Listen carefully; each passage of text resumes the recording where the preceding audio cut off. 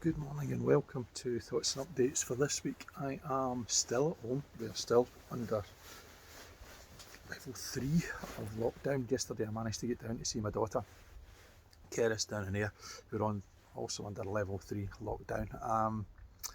It's an interesting week for two reasons, and there are two things that I've learnt this week. One has got to do with obviously what happened over in America, and the other is to do with something that happened right here, and it's about a couple of books, but I'll come to them in a second or so.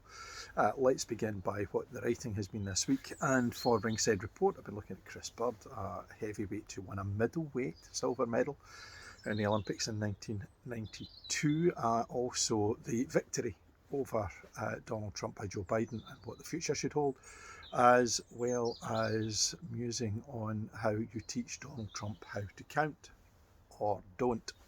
For Talking Boys, it's been a night of fights, heavyweights again in the kind of periphery. Luis Ortiz is back, Filip Hrgovic and Big Bang Zhang from China, all three fought overnight, but Devin Haney retained his title with a devastating fight over Gamboa. So a lot to contemplate for next weekend. In terms of the Scottish Football Supporters Association, I have published out, and I'll send out the link during the course of today, looking at how the FA Cup have been sharing the spoils, and maybe we should be doing that for lower league clubs. But also, I muse on Neil Lennon going for his interview at the Saltcoats Baton Twirling Club.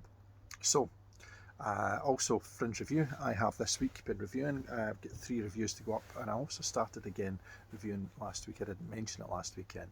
A lot of some good theatre out there, particularly this week I saw one at the Traverse 3 online, which is In Someone Else's Shoes, which takes you around Edinburgh. A fantastic piece of work. So plenty ongoing. America, you are forgiven. You have made a decision that the last 4 years were an aberration and he needed to go, so you took him away. Great. A man who is increasingly finding himself isolated, filled. Round about him there are sycophants and people. Tell him who wants to hear. He appears more sullen and more deranged than ever before. Some of his pronouncements don't make a lot of sense, and that is something which I think abroad does not travel well for the American people. It is a description, however, not necessarily of Trump, but one of the books that I've started reading this week, Dictators, is actually a description of Benito Mussolini. How his cult of personality had gone over the fascist party, and towards the end the fascist party started to disown him, and in many ways you can see the beginnings of that with the Republican Party, because there has to be. Donald Trump wasn't a Republican any more than he was a Democrat. He was somebody who found a convenient vehicle that was weakened at the time, that he could draw sufficient support to because of the disaffected and disenfranchised, or seemingly disenfranchised, white working class within America. He brought them under one umbrella, and he forged a way ahead for them that allowed them not just to parade their prejudices wherever they wanted to, but to give people the opportunity of a platform for such utter aberrative nonsense that you are left with a massively divided country. And that's the issue. Joe Biden gets in. That's the start. It's not the end. We haven't won anything by Joe Biden beating Donald Trump. He won the popular vote, he won the college vote. There's a possibility it goes to the Senate. If it goes to the Senate, then it'll be every single state has one vote.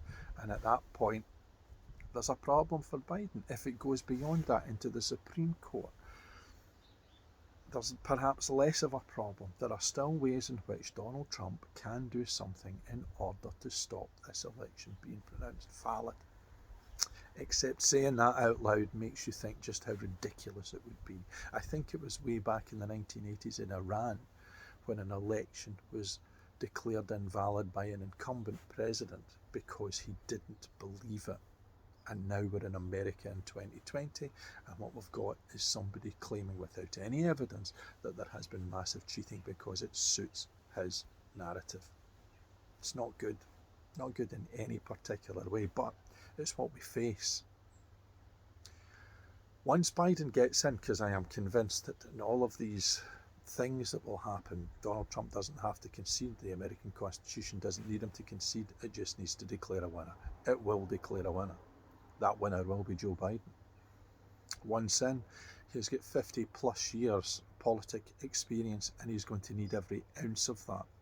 I don't think in the 4 years of a Biden presidency that you're going to see massive healing or massive changing.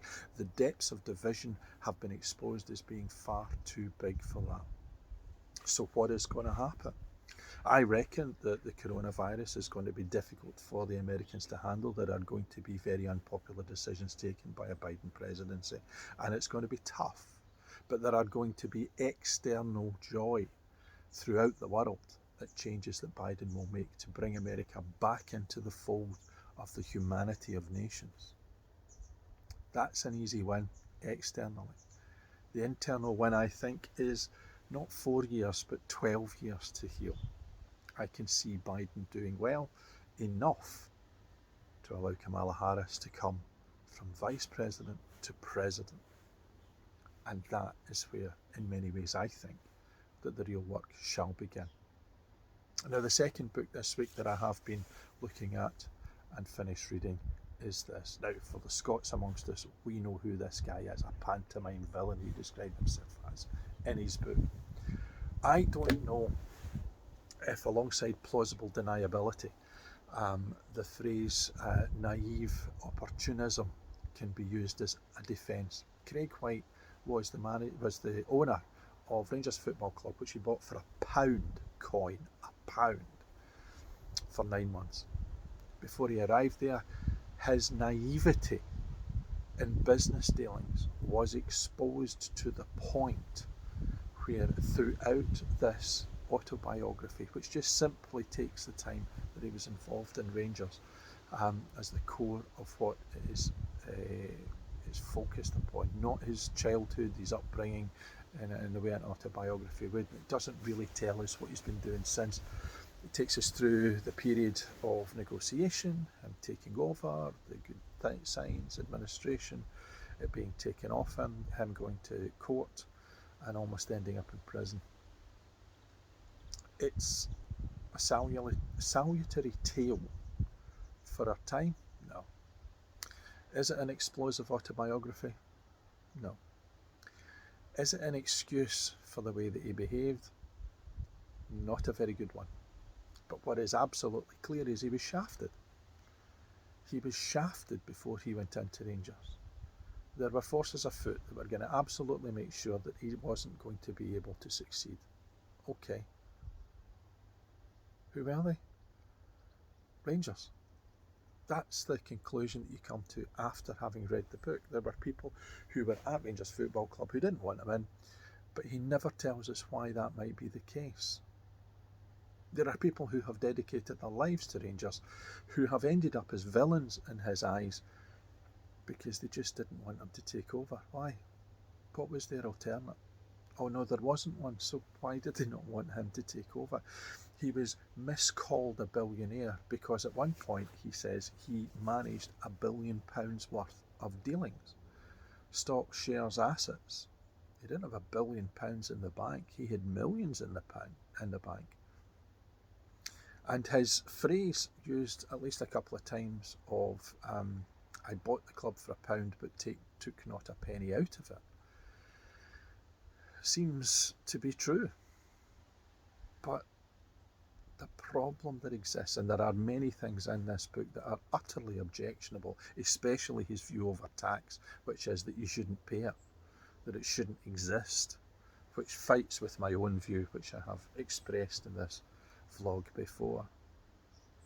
But the utter naivety, other things that he said in there about, I didn't realise at the time, I didn't ask for, I didn't make sure.